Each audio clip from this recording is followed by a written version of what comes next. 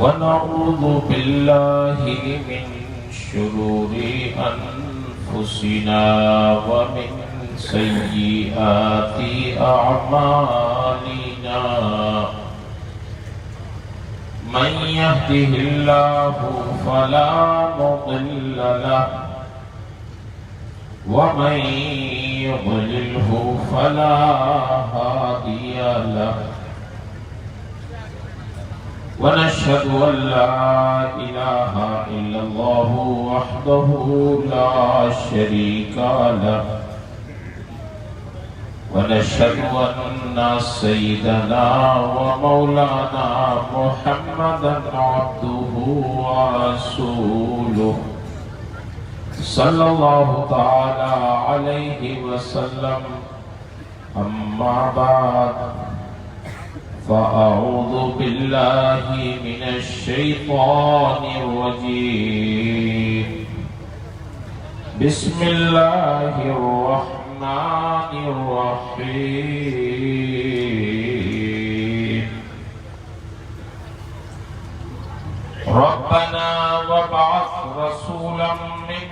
ربنا وابعث فيهم رسولا منهم يتلو عليهم آياتك ويعلمهم الكتاب والحكمة ويزكيهم إنك أنت العزيز الحكيم آمنت بالله صدق الله العظيم وصدق رسوله النبي الأمين الكريم ونحن على ذلك لمن الشاهدين والشاكرين والحمد لله رب العالمين.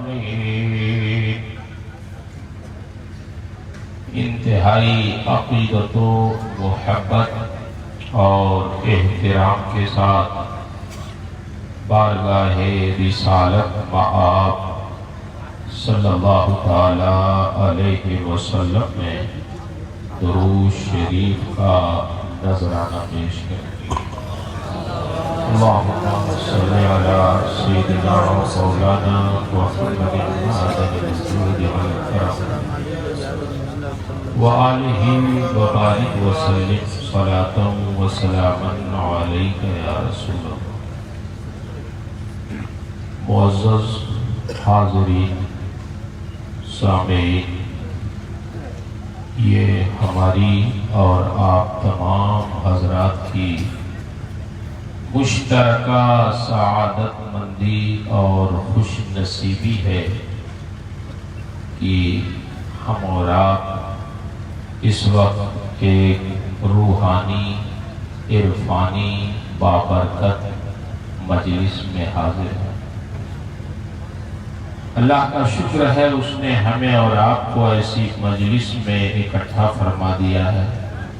یہاں سے اٹھنے سے پہلے اللہ ہم سب کے گناہوں کی مغفرت فرما، ہم سب کو بخش دے اور خانقاہ سماقندیہ کے فیوز و برکات سے ہم سب کو فیض یاب فرمائے.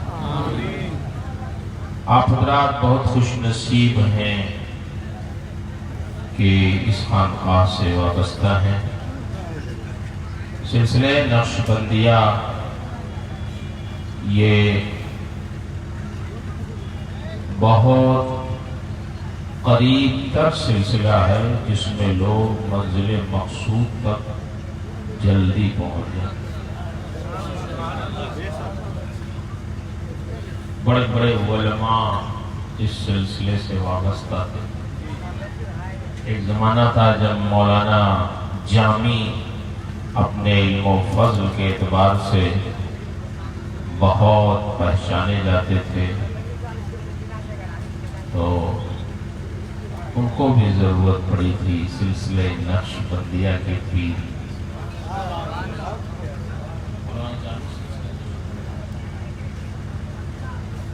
مولانا جامی بہت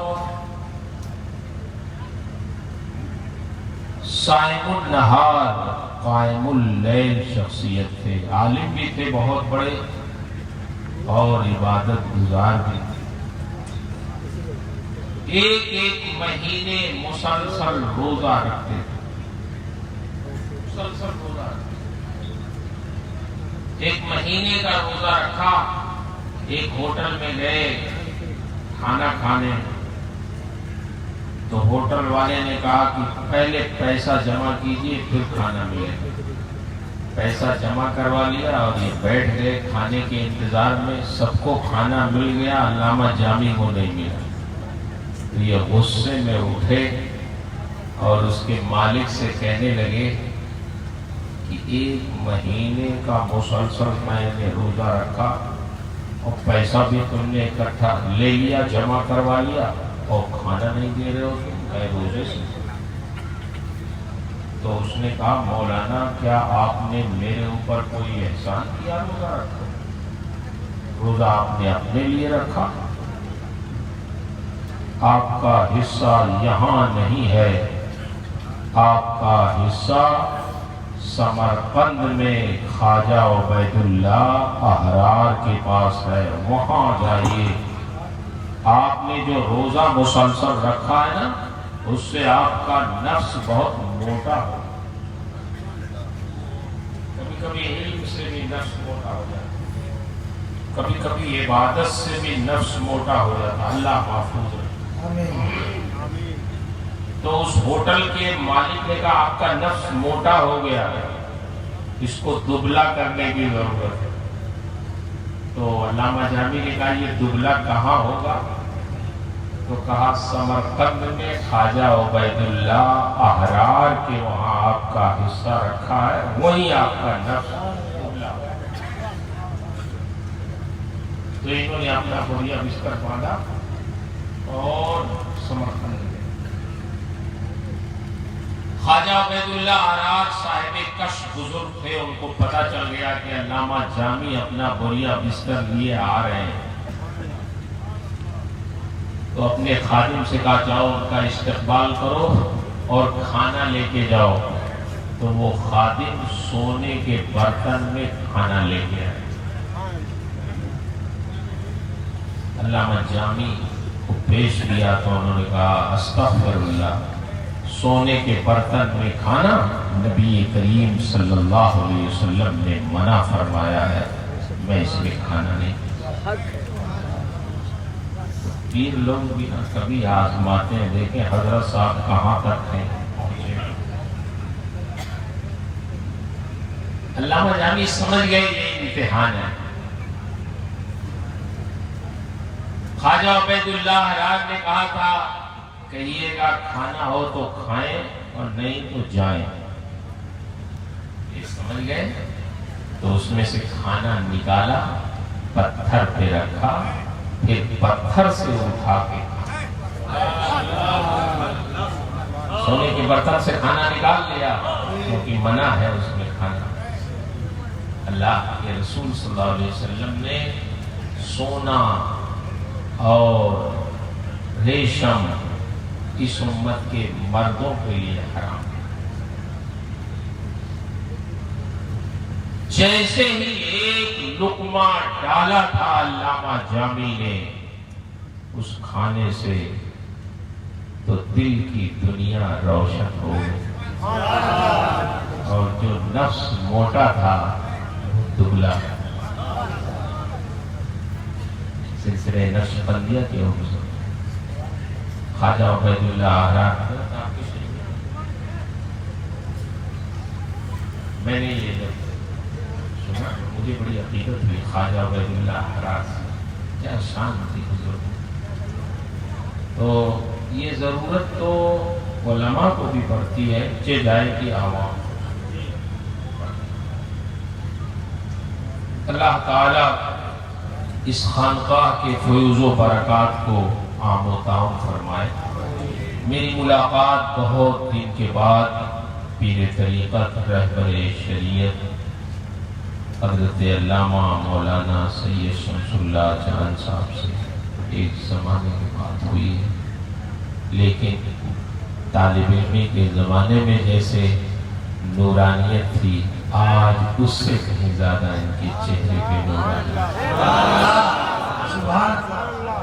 طالب علمی کے زمانے میں یہ طالب علم رہتے تھے، پھر بھی ہم لوگ ان کا احترام کرتے، جو اس زمانے میں بھی انتہائی نیک شریف طالب علم سمجھے جاتے ہیں، اور جو طالب علمی کے زمانے میں نیک ہو رہا وہ الحمدللہ بہت نیک ہو، اس میں تو آدمی تھوڑا سا آڑا ٹیڑھا ہو، لیکن اللہ کا شکر، مجھے خوشی ہے کہ ان کے صاحبزادے بھی جامعہ شریفیہ میں زیر تعلیم ہیں، اللہ انہیں بھی اپنے بزرگوں کا مظہر بنائے اور ان کو بھی فیوز و برکات کا جامع بنائے۔ پیران طریقت جب عالم ہوتے ہیں تب عامل شریعت بھی ہوتے ہیں۔ سرکار بغداد نے اسی لیے ارشاد فرمایا تھا، درست العلم حتی صرت کتبا، میں نے پہلے پڑھا ہے پھر میں کتب ہوا۔ بغداد میں جا کے پڑھا۔ جو لوگ پڑھتے نہیں، سمجھتے نہیں، تو پیری مریدی شروع کر دیتے ہیں تو ایکسیڈنٹ بہت کرتے ہیں۔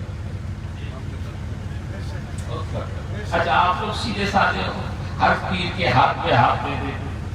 میں گیا یہاں حضرت جھارکھنڈ میں دیوگھر ضلع میں وہ ہے مدھو، ادھر بھی ہمارے ایسے بہت سارے بات، لوگوں نے بتایا کہ مولانا صاحب اس علاقے میں ایک پیر صاحب آتے ہیں جو نماز نہیں پڑھتے،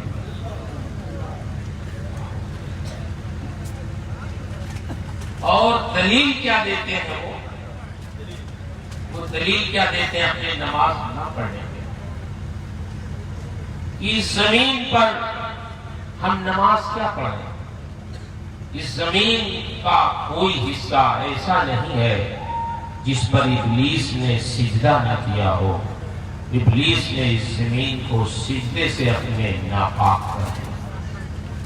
اب یہ زمین سجدے کے لائق نہیں ہے، کوئی ایسی جگہ نہیں بچی جہاں ابلیس نے سجدہ نہ کیا ہو۔ اب ہمارے سجدے کے لائق ہی نہیں ہے زمین، کہاں ہم نماز پڑھیں؟ دلیل سنیے۔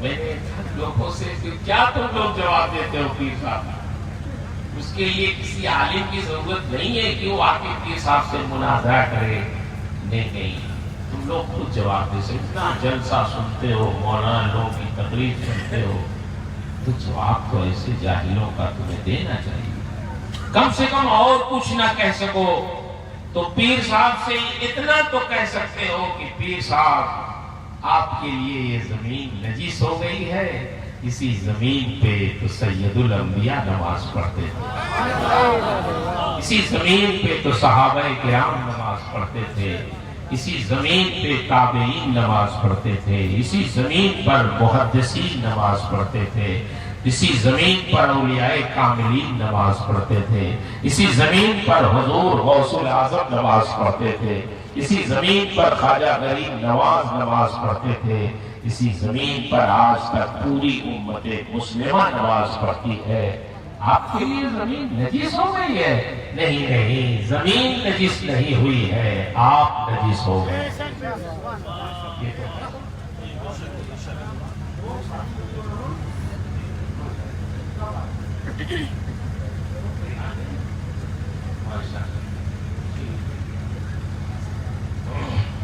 میرے بھائی، تو بہت سوچ سمجھ کے ہاتھ دینے کی ضرورت ہوتی ہے، ایسا نہیں کہ سب سے بڑی سب سے پہلے یہ دیکھو کہ وہ شریعت کے حامل ہیں کہ نہیں، وہ نماز کے پابند ہیں کہ نہیں ہیں، وہ نبی کریم صلی اللہ علیہ وسلم کے شریعت کے حدود پہ قائم ہے کہ نہیں ہے، پھر بولیے۔ میرے بھائیوں، سلسلہ نقش بندیہ کا حضور یہ معمول بھی تھا۔ دیکھیے بات اس مریدی کا پیشہ بہت محترم پیشہ، کرنے والوں کے لیے سلسلے نقشبندیہ کا ایک اصول یہ بھی تھا کہ جو بھی پیر صاحب سے سلام کرے وہ نذرانہ دے پیر صاحب. آپ کہیں گے مولوی صاحب نے نذرانے کی بات لا کے کھڑی ہے. میں امیر جو ہیں ان کے پاس پیسہ ہے وہ نذرانہ ہے. غریب کیا کریں ان کے پاس نہیں ہے تو کیا کرتے تھے؟ تو اصول تھا سلسلے نقشبندیہ کا بزرگوں میں کہ امیر جب سلام کریں تو نذرانہ دیں پیر صاحب کو، اور غریب جب سلام کریں ان کے پاس کچھ نہ ہو تو ہری پتی ہاتھ میں لے کے سلام کریں پیر صاحب سے، مگر ہاتھ میں کچھ لے ضرور. تو پیر صاحب امیروں سے سلام کرتے تھے تو نذرانہ ملتا، رکھتے جاتے رکھتے جاتے رکھتے جاتے، اور جب دیکھتے کہ کوئی مرید آیا جس کے ہاتھ میں ہری پتی ہے بس فوراً سمجھ جاتے یہ غریب آدمی ہے، بس سارا اٹھا کے اس کے ہاتھ میں رکھ دیتے.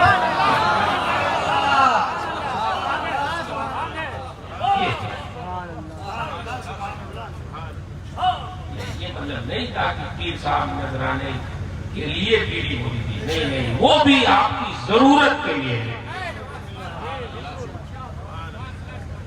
یہ جو نظر و نیاز کا رواج تھا یہ بھی آپ جو غریب ہیں ان کی ضرورتوں کے لیے لیا جائے. آج بھی جو خانقاہ میں لنگر چلتا ہے آپ کھاتے ہیں پیتے ہیں، ہم لوگ آتے ہیں کھاتے ہیں، کہاں سے آیا؟ ادھر سے آیا ادھر سے چلا.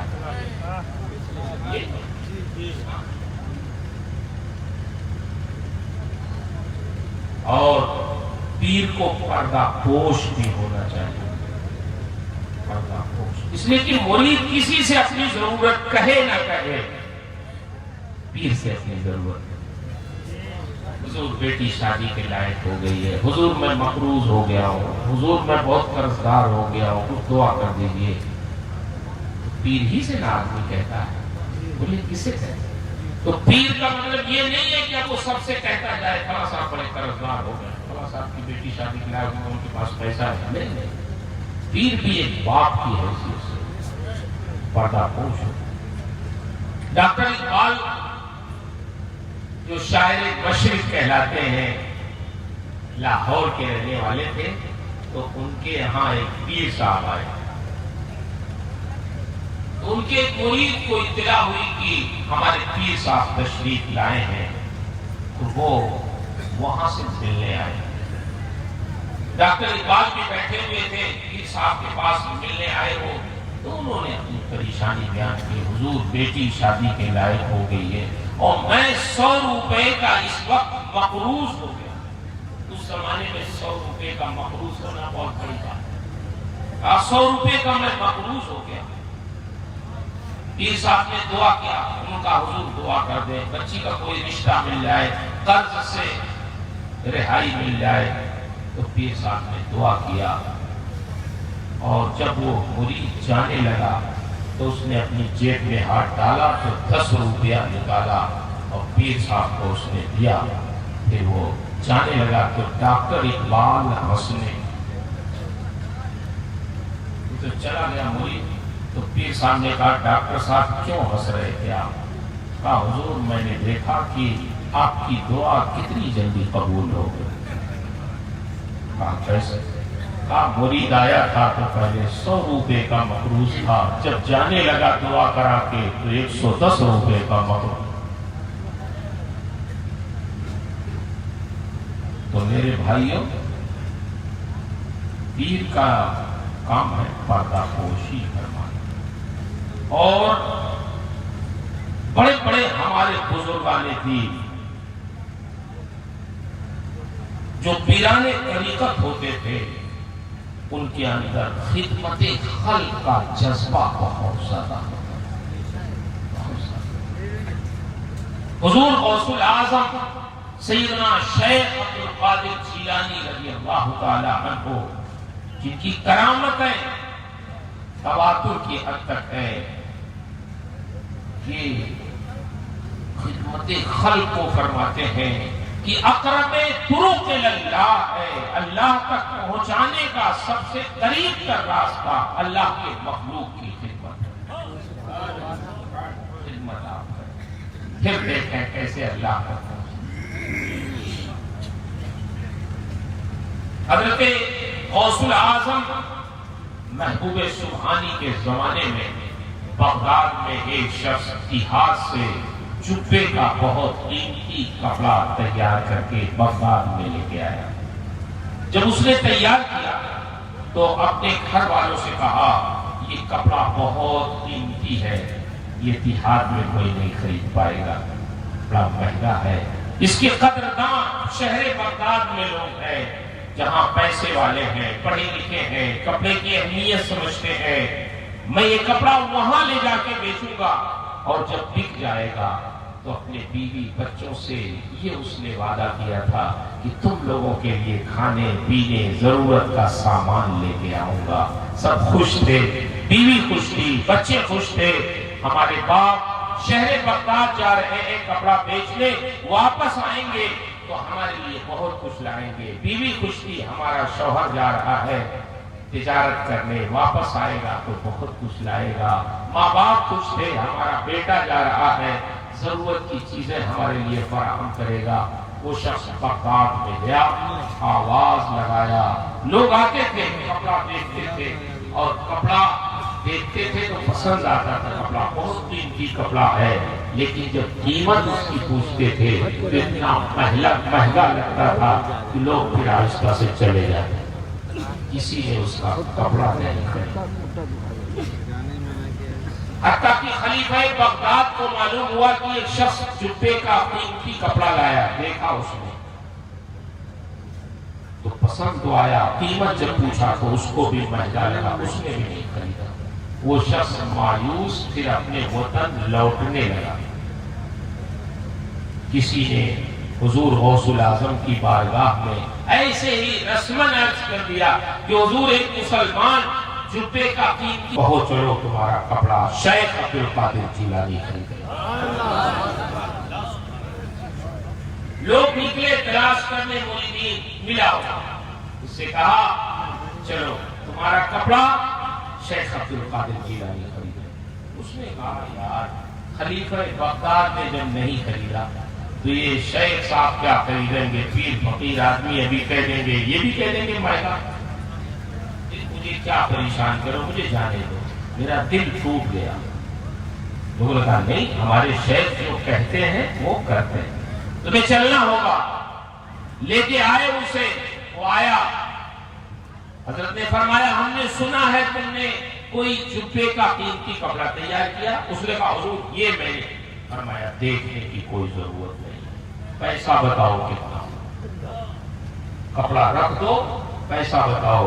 شیخ عبد القادر جیلانی نے کپڑا دیکھا بھی نہیں، خرید لیا، اس کو قیمت دے دی، یہ پیسے لو تم، کپڑا رکھ دو، جاؤ۔ پورے بغداد میں شور ہو گیا، جو کپڑا کوئی نہیں خرید سکا اس کو شیخ عبد القادر جیلانی نے خرید لیا۔ خلیفہ بغداد کو معلوم ہوا کہ جو کپڑا میں نے بھی نہیں خریدا اس کو شیخ عبد القادر جیلانی نے خرید لیا۔ کتنا پیسہ ہے ان پیروں فقیروں کے پاس جس کو ہم نہ خرید پائے، تو یہ فقیر خزانہ ہے ان کے پاس لگتا ہے۔ اس نے اطلاع دلوائی حضور آپ سے ملنا چاہتے ہیں، آپ نے فرمایا ملنے کی کوئی ضرورت نہیں، کبھی ضرورت ہوگی ہم خود ہی مل لیں گے، بیٹھے رہو۔ ہمارے بزرگ لوگ ملنا بھی نہیں چاہتے۔ آج تو اگر کسی M P M L A سے ہمیں ملنا ہو، کہیں تصویر چھپ جائے ہماری ان کے ساتھ تو ہر دم جیب میں لے کے گھومتے ہی دیکھیے اگر۔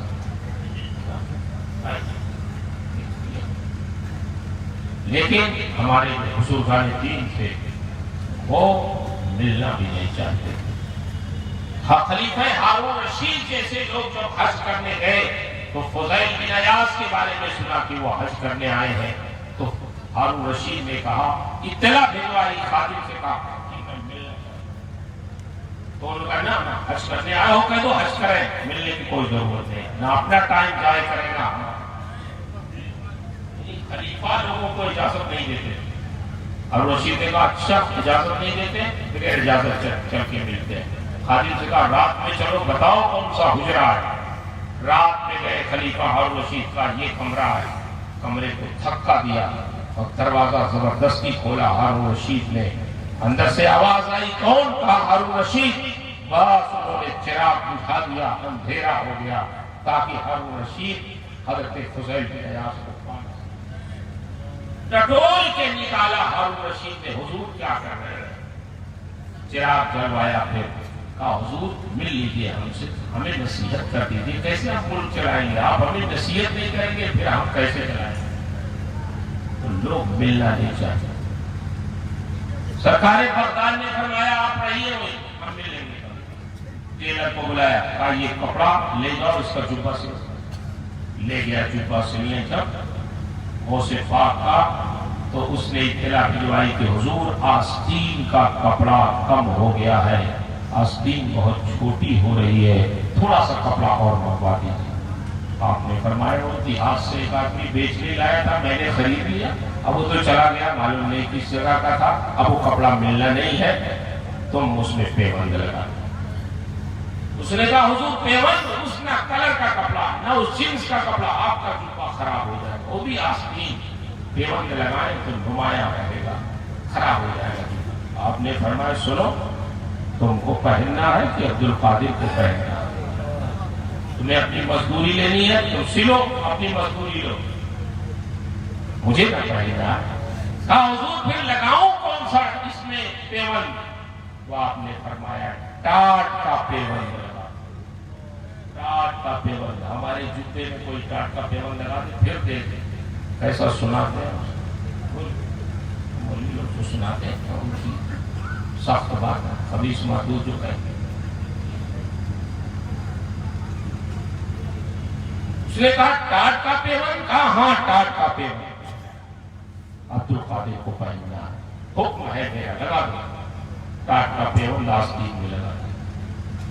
سرکار بغداد نے وہی جبہ پہنا اور پہن کے خلیفہ کے وہاں گئے.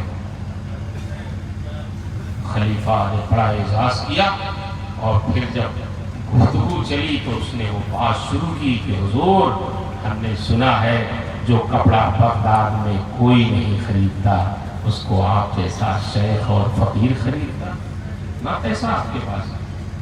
بس حضرت غوث پاک جلال میں آئے, ارشاد فرماتے ہیں خلیفہ سن, تو غلط فہمی میں ہے, تو یہ سمجھتا ہے کہ عبد القادر نے کپڑے کی محبت میں کپڑا خریدا ہے. ہرگز نہیں, عبد القادر نے تو کپڑا خریدتے وقت کپڑے کو دیکھا بھی نہیں تھا کیسا ہے. میں نے کپڑے کی محبت میں کپڑا نہیں خریدا, بیچنے والے ایک مسلمان کی دلجوئی میں کپڑا خریدا ہے. تمہیں نہیں معلوم کہ وہ غریب مسلمان کس محبت سے اس نے کپڑا تیار کیا تھا, اور جب تیار کر کے وہ بغداد آ رہا تھا تو اپنے ماں باپ سے, اپنی بیوی سے, اپنے بچوں سے وعدہ کر کے آیا تھا یہ بک جائے گا تو میں تمہارے لیے کھانے پینے ضرورت کی چیزیں لے کے آؤں گا. اس کے گھر والے اس کا انتظار کر رہے تھے, اس کے ماں باپ, اس کی بیوی, اس کے بچے انتظار میں تھے. ماں باپ انتظار میں تھے میرا بیٹا آئے گا, بیوی انتظار میں تھی میرا شوہر آئے گا, بچے انتظار میں تھے میرے باپ آئیں گے, سب منتظر تھے. اگر وہ ویسے ہی واپس چلا جاتا تو اس کے گھر والوں کیا کہ شیشے دل پارا پارا ہو جاتے. بس عبد القادر کو یہی گوارا نہیں ہوا کہ کسی مسلمان کی دل شکنی ہو, بس اس کی دلجوئی میں میں نے کپڑا خریدا, ورنہ کپڑے کی میرے نزدیک کوئی اہمیت نہیں ہے. اگر تمہیں یقین نہ ہو تو عبد القادر کی یہ آستین تو دیکھ لے, جو حیثیت ٹاٹ کی ہے اس سے زیادہ کپڑے کی کوئی آستین میری جوانی ہے. تو یہ ہمارے بزرگ لوگ اگر کبھی کسی اچھی گاڑی پہ بیٹھ جائیں, اچھے محل میں رہ جائیں, اچھا لباس پہن لیں, تو غلط فہمی میں مت پڑو کہ بزرگ وہ ہوتا ہے جو پھٹا پرانا پہنے, بزرگ وہ ہوتا ہے جو جھوپڑی میں رہے, بزرگ وہ ہوتا ہے جو موٹا پہنے موٹا کھائے. کوئی ضروری نہیں ہے بزرگی کے لیے. شیخ سعدی فرماتے ہیں حاجت و کلاہ پر کی دھاش تزخمیز, درویش صفت باش و کلاہ تدریدار. تمہیں صوفی بننے کے لیے, بزرگ بننے کے لیے, بزرگوں کا لباس ہی پہننا کوئی ضروری نہیں ہے. اگر تم بادشاہوں کے محل میں رہو، بادشاہوں کا لباس پہنو اور دل فقیرانہ ہے تو تم ہی اللہ والے ہو، تم ہی بزرگ ہو، تم ہی نیک. بات سمجھ میں آ رہی یہ؟ ہاں، اس لیے کبھی دل میں بدگمانی نہ پیدا کیجیے گا. یہ کوئی پیر صاحب ہیں جو اچھے مکان میں رہتے ہیں، اچھی گاڑی سے چلتے ہیں، تو یہ بزرگ کیسے ہو سکتے ہیں؟ ان کو تو پیدل کرنا چاہیے، ان کو تو کٹا پرانا لباس پہننا چاہیے، کوئی ضروری نہیں. بڑے بڑے بادشاہ، ہندوستان کی سرزمین پر ایک بادشاہ ایسا بھی گزرا ہے جس کو دنیا شمس الدین التمش کے نام سے یاد کرتی ہے. نام سنا؟ بولیے. جب ان کے پیر حضرت خواجہ قطب الدین بختیار کاکی کا وصال ہوا تو ان کا وصیت نامہ لوگوں کے سامنے آیا. اس وصیت نامے میں کیا لکھا تھا؟ یہ خواجہ صاحب کے مرید اور خلیفہ تھے حضرت قطب الدین بختیار کاکی. ان کا مرید تھا شمس الدین التمش، جو اس وقت غیر منقسم ہندوستان، پاکستان، بنگلہ دیش اس وقت جو ایک تھا، اس کا فرمانروا اور بادشاہ تھا. پیر صاحب کا انتقال ہوا، پیر صاحب کا وصیت نامہ پڑھا گیا. میری نماز جنازہ وہ خوش نصیب مسلمان پڑھائے گا جس کی عصر کی سنتیں نہ قضا ہوئی ہوں اور نماز کی تکبیر اولی نہ ہو. لوگوں کے ہوش اڑ گئے. حضور کیا آپ نے زحمت میں ڈال دیا لوگوں کو. یہ صحابہ کا زمانہ نہیں ہے، یہ تابعین کا زمانہ نہیں ہے، یہ امام اعظم کا زمانہ نہیں ہے، یہ شمس الدین التمش جیسے دنیا دار بادشاہ کا زمانہ ہے. یہاں کون ایسا مسلمان ملے گا جس کی عصر کی سنتیں جو غیر موقدہ ہیں وہ نہ چھوٹی ہو، اور نماز تو نماز، جماعت تو جماعت، اس کی تکبیر اولی نہ چھوٹی ہو. کون سا مسلمان ملے گا جو آپ کی نماز جنازہ پڑھائے گا؟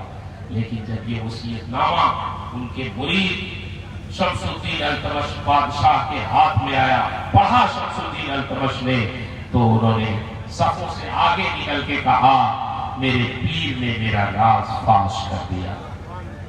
جس چیز کو میں نے زندگی بھر چھپائے رکھا میرے پیر نے جاتے جاتے میرا راز فاش کر دیا.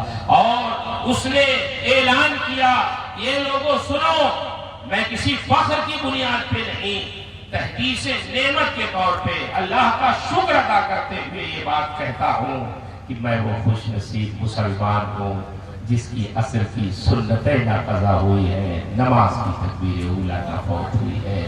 آگے بڑھ کے اس بادشاہ نے اپنے پیر کی نماز جنازہ پڑھا کے ثابت کر دیا کہ بادشاہ کے تخت پہ بھی بیٹھ کر آدمی اللہ والا ہو سکتا ہے، بزرگ ہو سکتا ہے، نیک ہو سکتا ہے، شرط یہ ہے کہ اس کا دل فقیرانہ.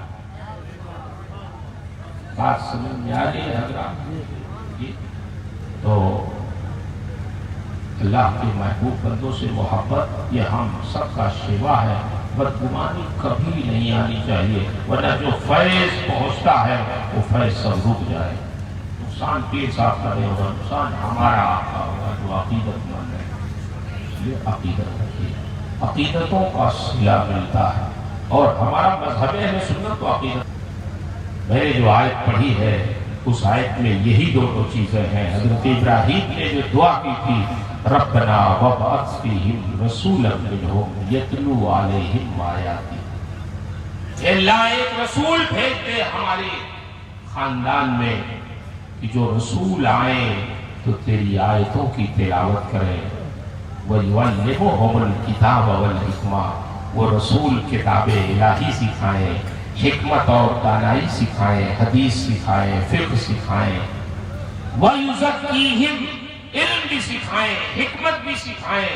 وَيُزَكِّيهِمْ، اور صرف پڑھائیں اور سکھائیں ہی نہیں بلکہ وہ اپنی امت کو سر سے پیر تک پاکیزہ اور ستھرا بنائیں. یہ خانقاہ سمرقندیہ سنگم ہے، مدرسے میں علم سکھایا جاتا ہے، خانقاہ میں پاکیزہ اور ستھرا بھی. علم بھی ہے اور پاکیزگی بھی ہے. نبی کریم صلی اللہ علیہ وسلم کی ذات سنگم ہے، وہیں سے تو سارے چشمے نکلے ہوئے ہیں. سرکار نے پڑھایا بھی ہے اور اپنی امت کو پاکیزہ بھی دیا. میں اپنے علماء سے عرض کروں گا، اپنے سے کم عمر کے اپنے علماء سے عرض کروں گا کہ بہت سے ہمارے شاگرد بھی ہیں، اس میں اس پر تو میرا حق ہے کہنے کا کہ سرکار نے کب پڑھایا، کیسے پڑھایا۔ جتنے مدرسے آپ کو نظر آ رہے ہیں، ان مدرسوں کا شجرہ سید الانبیاء کے اسی مدرسے سے ملتا ہے جس مدرسے کو 1400 سال پہلے سرور کائنات میں مسجد نبوی میں کھولا تھا، اور اس وقت مسجد نبوی کھجور کے پتوں کی چھت تھی، ستون کھجور کے دروں کے تھے، زمین کچی تھی۔ اسی مسجد میں سید الانبیاء نے اسلام کا سب سے پہلا جامعہ کھولا، اسی میں سب سے پہلی یونیورسٹی کھولی، وہی مسجد بھی تھی، وہی درسگاہ بھی تھی، وہی جامعہ بھی تھا، وہی دارالعلوم بھی تھا، وہی خانقاہ بھی تھی۔ آج بھی مسجد نبوی کے ستون گواہی دیتے ہیں کہ اسی مسجد میں سید الانبیاء سارا کام انجام دیتے تھے۔ یہ ستون عائشہ ہے، یہ ستون توبہ ہے، یہ ستون وفود ہے جہاں سرکار باہر سے آنے والے بادشاہوں کے وفود سے ملاقات کرتے تھے۔ یہ ستون سریر ہے، یہ ستون حرس ہے جہاں سے سرکار کی نگرانی کی جاتی تھی۔ یہ سارے ستون اس بات کی گواہی دیتے ہیں کہ سرکار اسی مسجد میں بیٹھ کر ہزاروں صحابہ کی تربیت کرتے، پلان بناتے، کہاں سے کیا کرنا ہے، کہاں جانا ہے، کہاں آنا ہے، کہاں تربیت کرنا ہے، کس کو کہاں بھیجنا ہے۔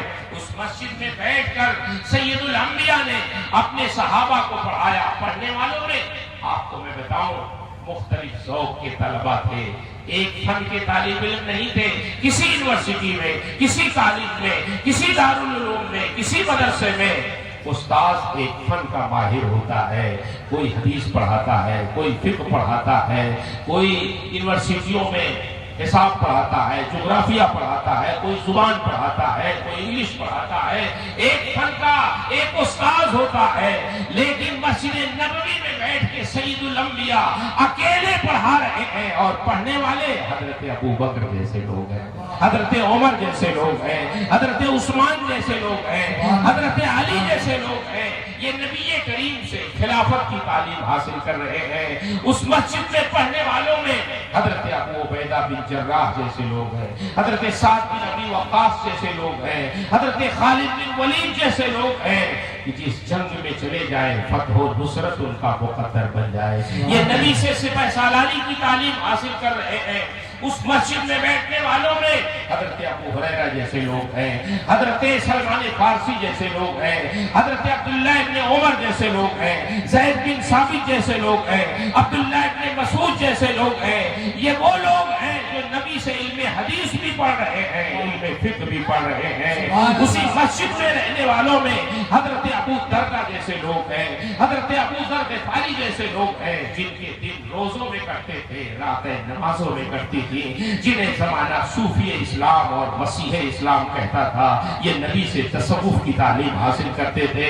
آپ غور کریں، پڑھانے والی ایک ذات گرامی ہے سید الانبیاء کی، اور پڑھنے والوں میں کوئی خلافت کی تعلیم حاصل کر رہا ہے، کوئی حدیث پڑھ رہا ہے، کوئی فقہ پڑھ رہا ہے، کوئی علم میراث پڑھ رہا ہے، کوئی سپہ سالاری کی تعلیم حاصل کر رہا ہے، کوئی تصوف پڑھ رہا ہے۔ سید الانبیاء اکیلے سب کو پڑھا رہے ہیں، صرف پڑھا ہی نہیں رہے بلکہ سر سے پیر تک انہیں پاکیزہ فرما رہے ہیں۔ نعرہ تکبیر، نعرہ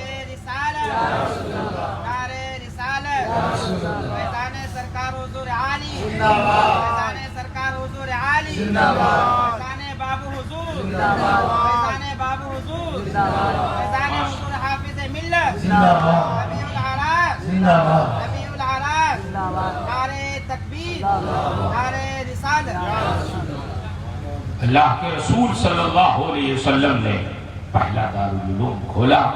آج جتنے دارالعلوم نظر آ رہے ہیں یہ سب دارالعلوم اسی دارالعلوم کی شاخ ہے۔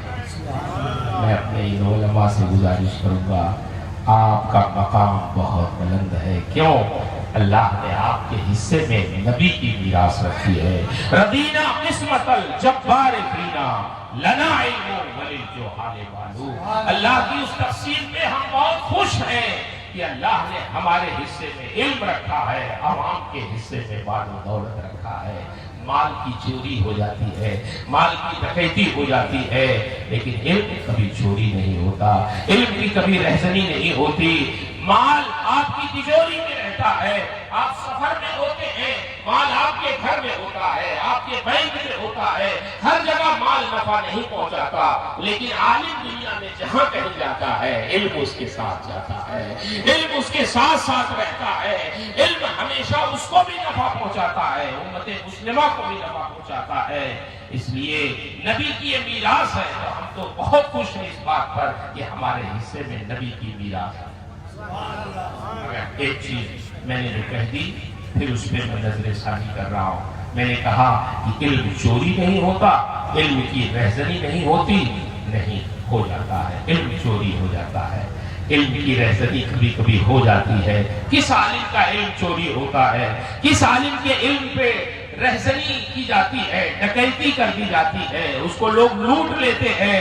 کون سا عالم ہے؟ سنو، وہ عالم ہے جس کے دماغ میں غرور علم پیدا ہو جاتا ہے، تکبر پیدا ہو جاتا ہے، نخوت پیدا ہو جاتی ہے۔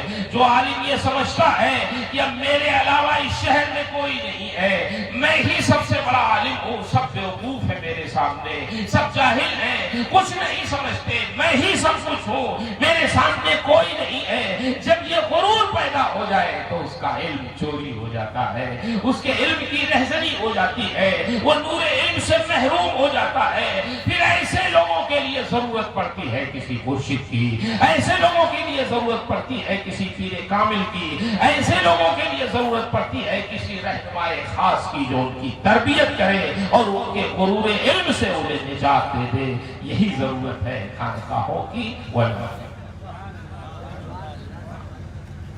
یہ ہم لوگوں کو بھی سیدھا کرنے والے لوگ، ہم لوگ آڑے ٹیڑھے ہوتے ہیں تو یہ ہمارے بزرگ لوگ ہمیں سیدھا کرتے ہیں اور ایک نگاہ ڈال کر ہمارے دل کی دنیا بھی بدل دیتے ہیں۔ مولوی لوگ مولوی بگڑتے ہیں تو بہت بگاڑ دیتے ہیں۔ امام اعظم نے ایک شخص سے کہا تھا نا کہ دیکھو سنبھال کے چلو، کیچڑ میں کہیں پھسلنا نہیں۔ اس نے کہا امام صاحب میں گروں گا تو اکیلا گروں گا، آپ دیکھیے کہیں نہ پھسلیے گا، آپ پھسل جائیں گے تو پوری امت آپ کی مسائل میں ابتدا کی جاتی ہے، آپ سوچ سمجھ کے مسئلہ بتائیے گا۔ پتہ نہیں چلا عالم کی بگڑنے سے پورا ماحول بگڑ جاتا ہے، معاشرہ بگڑ جاتا ہے۔ آقا و مولا صلی اللہ تعالی علیہ وسلم نے علم بھی سکھایا اپنے صحابہ کو، تربیت بھی فرمائی، اور ایسی تربیت فرمائی ہے اللہ کے رسول صلی اللہ تعالی علیہ وسلم نے کہ اس زمانے میں سرکار کی تشریف آوری سے پہلے کیسے بگڑائے تھے لوگ۔ علم تو تھا ہی نہیں، دور جہالت، دور جاہلیت تو کہا ہی جاتا تھا، یہ جاہلیت کا زمانہ ہے۔ پڑھے لکھے لوگ انگلیوں پہ گنے جاتے تھے، لیکن سید الانبیاء آقا و مولا صلی اللہ علیہ وسلم نے اس طرح انقلاب برپا کیا، یہ کرم نے آدمی کا بول بالا کر دیا، خاک کے ذروں کو ہمدوش سریا کر دیا، خود نہ تھے جو راہ پہ اوروں کے ہادی بن گئے، کیا نظر تھی جس نے مردوں کو مسیحا کر دیا۔ جن کا علم سے کوئی تعلق نہیں تھا وہی لوگ جب نبی کے دامن سے وابستہ ہوئے تو معلوم ہے علم کو ایسا دنیا میں پھیلایا کہ قرآن پھیلانے والے وہی ہے، حدیث پھیلانے والے وہی صحابہ کرام ہیں، اور اس طرح پھیلایا ہے کہ پیغمبر سے اگر انہوں نے کوئی بات سنی ہے تو صرف آواز ہی نہیں سنی، صرف الفاظ ہی نہیں سنے، صرف کلمات ہی نہیں یاد رکھے، بلکہ سید الانبیاء نے اگر مسکرا کے کوئی حدیث ارشاد فرمائی تو صحابہ جب اس کو بیان کرتے تو مسکرا کے بیان کرتے تھے۔ اگر عربی کے الفاظ میں تھوڑا وسعت ہے، اردو میں کبھی کبھی تنگی آ جاتی ہے، عربی میں ایک لفظ آتا ہے تبسم، ایک لفظ آتا ہے ضحک، ایک لفظ آتا ہے قہقہا، اردو میں تینوں کے معنی ہم ہنسنے کے کرتے ہیں، لیکن عربی میں ان تینوں کے الگ الگ نام۔ تبسم وہ مسکراہٹ ہے جس میں نہ دانت ظاہر ہو نہ آواز، ضحک وہ ہے جس میں دانت ظاہر ہو جائے، قہقہا وہ ہے جس میں دانت بھی ظاہر ہو آواز بھی باہر آ جائے، ہمارے سرکار کہا نہیں لگاتے تھے، تبسم عموماً فرماتے، کبھی کبھی جب بہت خوش ہو جاتے تو حدیث شریف میں آیا ہے اس طرح خوش ہو گئے کہ آپ کے نواجذ ظاہر ہو گئے، بس یہی آپ کا طریقہ تھا۔ تو تبسم ضحک اور قہقہہ میں فرق ہے، لیکن آپ کو میں بتاؤں سرکار نے اگر کسی حدیث کو بیان کرتے وقت مسکرا کے تبسم فرما کے بیان کیا تو صحابہ نے اس کے لیے فضحک النبی نہیں کہا، بلکہ کہا فتبسم رسول اللہ۔ اور اگر ضحک فرمایا سرکار نے تو صحابہ نے اس کے لیے فتبسم نہیں کہا، بلکہ کہا فضحک النبی صلی اللہ تعالی علیہ وسلم۔ اس طرح امانت کے ساتھ انہوں نے علم کی میراث کو پہنچایا ہے، اور میں اپنے علماء کرام سے بالخصوص عرض کروں گا، علم کی میراث جس کو ملی ہے اس کی محبت، اس کا اعتقاد، اس کی عقیدت کو آپ دیکھیں۔ ایک امام ہے جن کا نام ہے امام ابن جوزی۔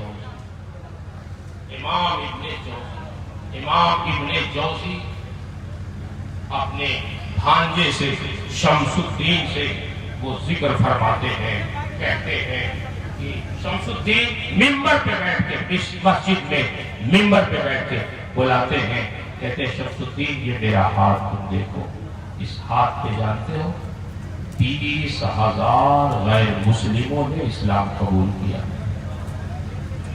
80,000 گنہگار مسلمانوں نے اس میں توبہ، 2000 کتابیں میں نے اپنی انگلیوں سے لکھی ہیں، دینی کتابیں جس میں سیرت کی، حدیث کی بہت ساری کتابیں میں نے لکھی۔ یہ امام ابن جوزی فرماتے ہیں، پھر اس کے بعد فرماتے ہیں کان قریب لاؤ، میرے وصال کا وقت اب قریب ہو رہا ہے، تم مجھے بتاؤ میرے مرنے کے بعد تم مجھے جو غسل دو گے وہ کس پانی سے دو گے، وہ پانی کس لکڑی کو جلا کے تم گرم کرو گے، مجھے یہ بتا دو۔ لوگوں نے کہا حضور ابھی تو آپ زندہ ہیں، ابھی تو آپ کا انتقال نہیں ہوا، اور ہم ابھی کیا بتا دیں، کون سا آپ کی کوئی خواہش ہو تو بتائیے، ہم اس کو پورا کریں۔ انہوں نے کہا ہاں اسی لیے تو میں نے تمہیں بلایا۔ اب سنیے ان کی خواہش دیکھیے، جس کے ہاتھ پہ تقریباً 20,000 غیر مسلموں نے اسلام قبول کیا ہو، 80,000 گنہگار مسلمانوں نے توبہ کیا ہو، 2000 کتابیں انہوں نے لکھی ہوں، آج ان کی خواہش دیکھیں، ان کا احترام دیکھیں، عقیدت دیکھیں، دنیا سے جاتے وقت کیسی تربیت ہمارے اسلاف نے اپنے شاگردوں کی کی، علماء کی۔ فرماتے ہیں کان قریب لاؤ، سنو جب میرا انتقال ہو جائے تو میرے غسل کے پانی کے لیے کوئی اور لکڑی تلاشنے کی ضرورت نہیں ہے، جن قلموں سے میں نے اپنے نبی کی احادیث کریمہ لکھی ہے وہ تمام قلم تراشتے وقت جو برادے گرے تھے، پوری زندگی کا برادہ میں نے اسی دن کے لیے محفوظ رکھا۔ جب انتقال ہو جائے تو تمام برادے نکال کر انہیں برادوں کو جلا کے میرے غسل کا پانی گرم کیا جائے، اور جتنے قلم میں نے استعمال کیے ہیں اس کے نوک پہ جو روشنائی جم رہی ہے اس روشنائی کو کھرچ لیں، اور پھر وہی روشنائی میرے غسل کے پانی میں ڈال دیں۔ خدائے رحمان و رحیم کی ذات سے مجھے امید ہے کہ وہ روشنائی اگر ابن جوزی کے جسم سے مس ہو گئی تو مجھے امید ہے کہ اللہ اپنے محبوب کے حدیث کی روشنائی کی برکت سے ابن جوزی کی مغفرت کرتا ہے۔ آپ غور کریں یہ مقام کہاں سے ملا، یہ علم کی اہمیت کہاں سے پیدا ہوئی، یہ سب صدقہ ہے نبی کریم صلی اللہ علیہ وسلم کی آمد کا۔ آپ تشریف لائے، علم کی اہمیت آپ نے بتائی اور ثابت کیا کہ علم حاصل کرنا یہ ایک فریضہ ہے۔ طلب العلم فریضہ علی کل مسلم، ہر مسلمان مرد اور عورت پر ضرورت کے مطابق علم حاصل کرنا۔ ضروری، سب کا مولانا ہونا ضروری نہیں ہے، لیکن ضرورت کے مطابق سب کو علم حاصل کرنا یہ ضروری ہے۔ اگر علم نہیں ہے تو کوئی بھی ہمیں اور آپ کو بہکا سکتا، اسی لیے مدرسے کھولے جاتے ہیں، اسی لیے خانقاہ ہے، اسی لیے یہ علماء کرام ہیں۔ آپ اپنے بچوں کو لائیے مدرسے میں داخل کیجئے، بلکہ میں تو یہ کہوں گا بچیوں کا بھی مدرسہ کھولیے، اپنی بچیوں کو بھی دینی تعلیم دلوائیے۔ اس زمانے میں تو اور زیادہ ضروری ہو گیا ہے، جب آپ دیکھتے ہیں اخباروں میں کہ ہمارے گھروں کی بچیاں غیر مسلموں سے شادی کر رہی ہیں، تو ایسے زمانے میں تو اور زیادہ ضروری ہے کہ ان کی تربیت کی جائے، ان کو دین سکھایا جائے، ان کو دیندار بنایا جائے۔ میں مبارکباد پیش کرتا ہوں مولانا تحسین صاحب کی، وہ بچیوں کا ادارہ چلا رہے ہیں، اور بھی اللہ جس کو توفیق دے وہ بھی کھولے۔ سید صاحب اللہ سے میری گزارش ہے اللہ تعالیٰ آپ کے ذریعے سے اس طرح کے کام لے اپنے مریدین میں، اور جو متوسلین ہیں ان میں بھی یہ کام ہو کہ ہماری بچیاں بھی زیور علم سے آراستہ ہو، پیراستہ ہو، تاکہ ان کے اندر بھی خوف خدا پیدا ہو۔ بس میرے بھائیوں، بس زیادہ وقت نہیں ہے، اب بہت سارے اور کام ہیں خانقاہ کے اور ضروریات کے، زیادہ دیر تک میں حائل نہیں ہونا چاہتا، بس اتنی بات عرض کروں گا۔ اللہ نے جو زندگی عطا فرمائی ہے یہ بڑی قیمتی ہے، اس کی قدر کریے گا اور ایک ایک لمحہ سنبھال کے رکھیے گا، ضائع نہ ہونے پائے۔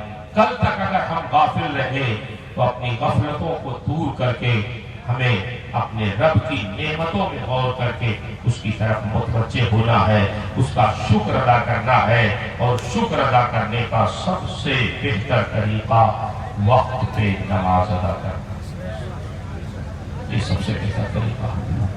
اگر نماز نہیں آپ نے پڑھا تو فریضہ الہی اگر چھوٹ گیا تو پھر یاد رکھیے کہ پیر صاحب کا جو بھی فیض ہے اس فیض سے آپ محروم ہو جائیں گے۔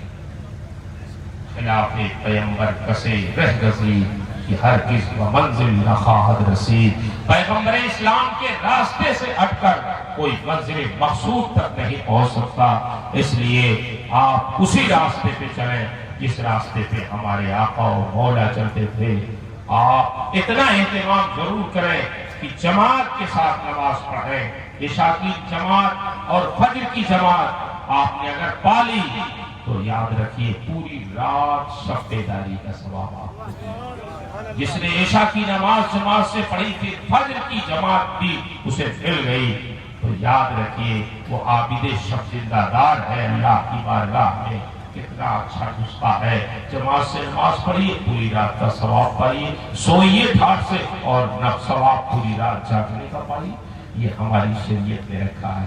اللہ سے دعا ہے اللہ تبارک و تعالی آپ کو، ہم سب کو اپنی شریعت پر عمل کی توفیق عطا فرمائے، اپنے محبوب کی سنتوں پہ زندہ رکھے اور اسی کے مطابق ہمیں زندگی گزارنے کی توفیق عطا فرمائے۔ ہمارے خانقاہ سمرقندیہ کے سجدہ نشین شیخ طریقت، پیر طریقت حضرت سید شمس اللہ جان صاحب قبلہ مدد العلی، اللہ تعالیٰ ان کے فیض و برکات کو عام و تام فرمائے، ان کی عمر میں، ان کی صحت میں، ان کے اقبال میں برکتیں عطا فرمائے، ان کا سایہ عاطفت تمام مریدین و معتقدین پر عام و تام فرمائے اور ان کی حفاظت فرمائے، ان کی نسلوں کو ان کا سچا جانشین بنائے اور ہم سب کو اپنے بزرگوں کا احترام کرنے والا بنائے۔ میں نے اپنی مختصر سی گفتگو میں جو کچھ بھی عرض کیا، اس میں جو حق ہے، جو ثواب ہے، جو صحیح تھا، وہ سب میرے رب کی طرف سے تھا۔ جو بیان میں، جو تعبیر میں، جو میرے سمجھانے میں، جو میرے خود سمجھنے میں غلطیاں ہوں، وہ سب میری طرف سے ہیں۔ اللہ مجھے حق کہنے، حق سنانے، خود حق پہ قائم رہنے اور حق کی نشر و اشاعت کی توفیق عطا فرمائے۔ استغفر اللہ ربی من کل ذنب واتوب الیہ۔ السلام علیکم۔